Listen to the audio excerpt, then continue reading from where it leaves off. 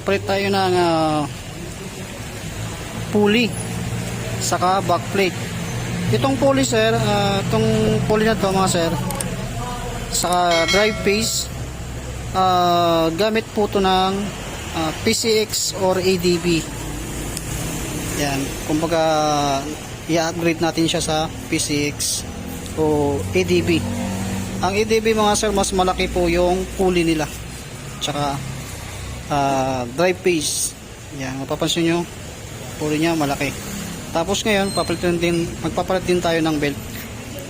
Yan, stock yung panggilid niya. Yan, stock yan. Titesting muna natin siyang start kung hanggang saan yung speed niya ng naka center stand. Kasi magbabasehan tayo dun sa ilalagay nating pulley. Okay, i-rev ko muna.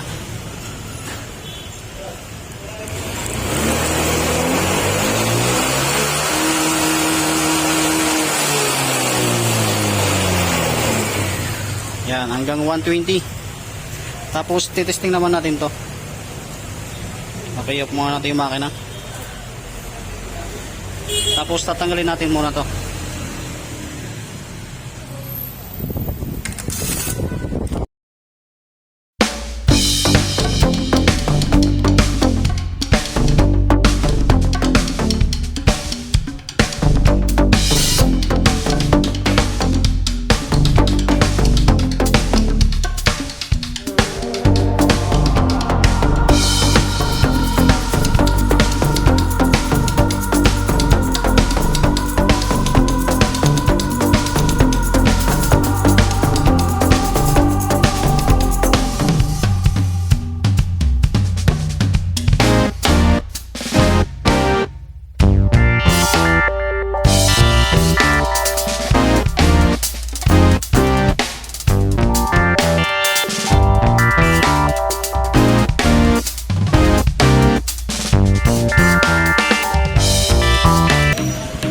Ito yung kanyang stock pulley.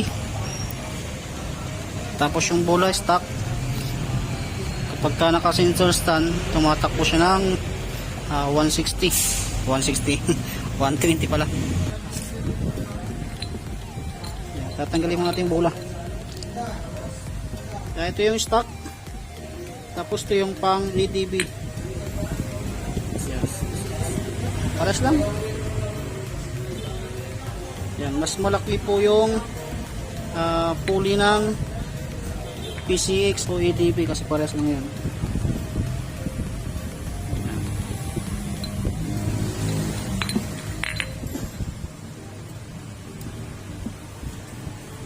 Mas malaki ito. Yan, ito yung ilalagay natin.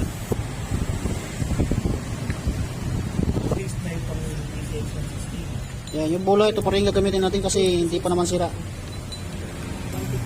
Magkano yung ganyan, Pop? Magkano yung ganyan, Pop? 1-1. Kasama mo yan. 56, 150. Yan, ito backplate. Tatanggalin natin yan. So, kay slide piece, magpapalit din tayo.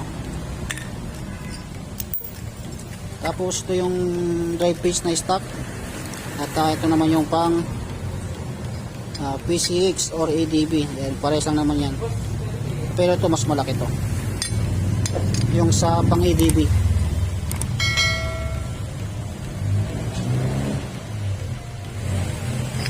Ito yung ilalagay natin. Testing natin ulit yan.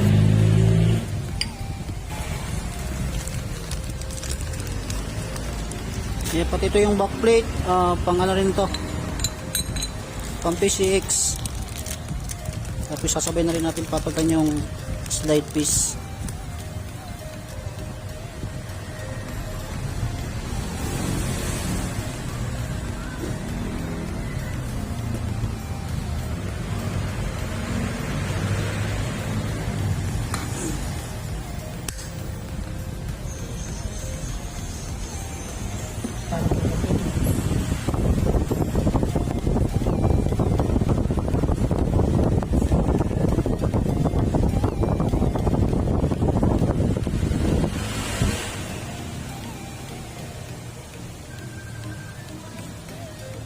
Kaya dito mga sa naglalagay ako ng grasa, pero hindi marami. Dampi-dampi lang dito.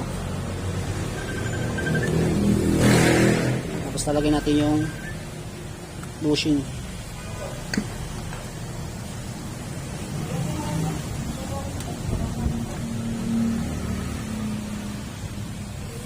Yan, saktong-sakto lang yung pulley ng PCX dito sa crankcase niya.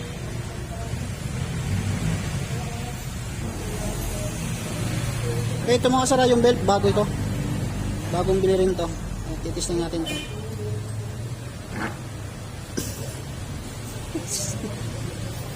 Okay, lalagayan natin to. Basta pagka maglalagay kayo ng belt, dapat yung pangalan na yan dapat nakatutok sa inyo.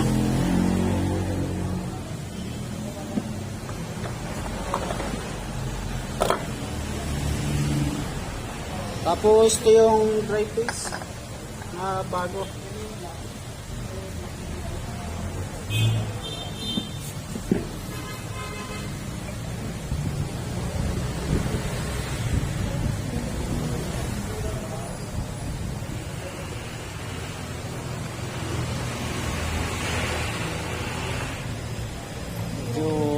Meron po balik.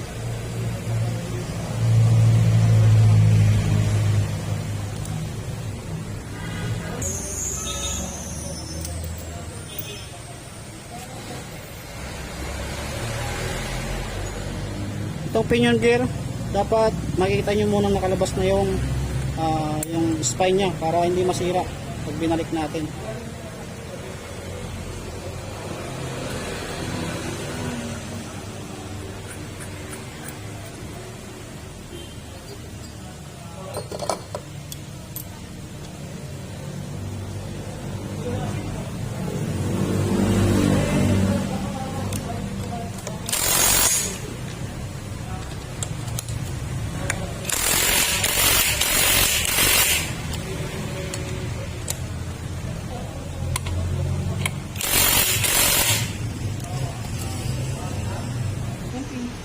Yan mga sir, mas maganda pa itong gamitin kaysa mag aftermarket tayo. At least ito, stock po yung ginamit natin na maasahan natin na mas matagal yung buhay nito. Okay, bago natin ibalik yung crankcase, testing muna natin kung nagbago.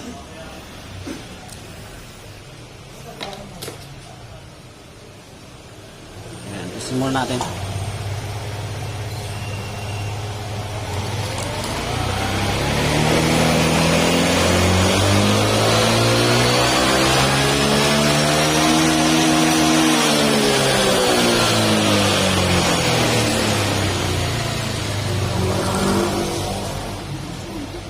Okay, off natin. Medyo inabot ng 140, 145 yung kanya speedometer. Ayan. Tapos ibabalik na natin yung yung crankcase niya.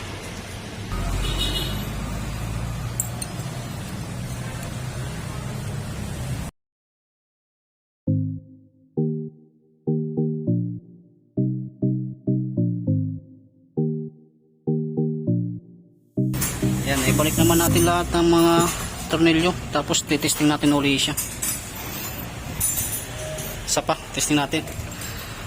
Baka sira yung speedometer nito. Gago!